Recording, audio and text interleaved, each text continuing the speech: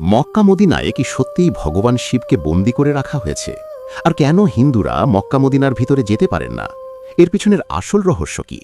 চলুন জেনে নেওয়া যাক। আসলে কিছু মানুষের বিশ্বাস, মক্কা মদিনায় অবস্থিত কাবা ঘরের ভিতরে ভগবান শিবকে বন্দী করে রাখা হয়েছে এবং তিনি নাকি তখনই মুক্ত হবেন যখন কোনো হিন্দু সেখানে গিয়ে গঙ্গাজল ছিটিয়ে দেবে। কিন্তু দেখুন, আমাদের প্রভু মহাদেব আদি ও অনাদি, যাকে আজ পর্যন্ত কেউ বেঁধে রাখতে পারেনি, যিনি সমগ্র সৃষ্টির স্রষ্টা, তাকে কোনো স্থানে বন্দী করে রাখা সম্ভব নয়।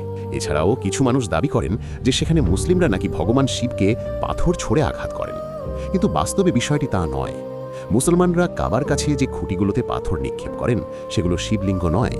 ইসলামী বিশ্বাস অনুযায়ী সেগুলো শয়তানি শক্তির প্রতীক, এবং সেই প্রতীককেই পাথর মেরে প্রতীকীভাবে প্রত্যাখ্যান করা হয়। আর মক্কা মদিনায় শুধু হিন্দুরাই নয়, কোনো অমুসলিম ব্যক্তিই প্রবেশ করতে পারেন না। এটি তাদের ধর্মীয় নিয়মের অংশ।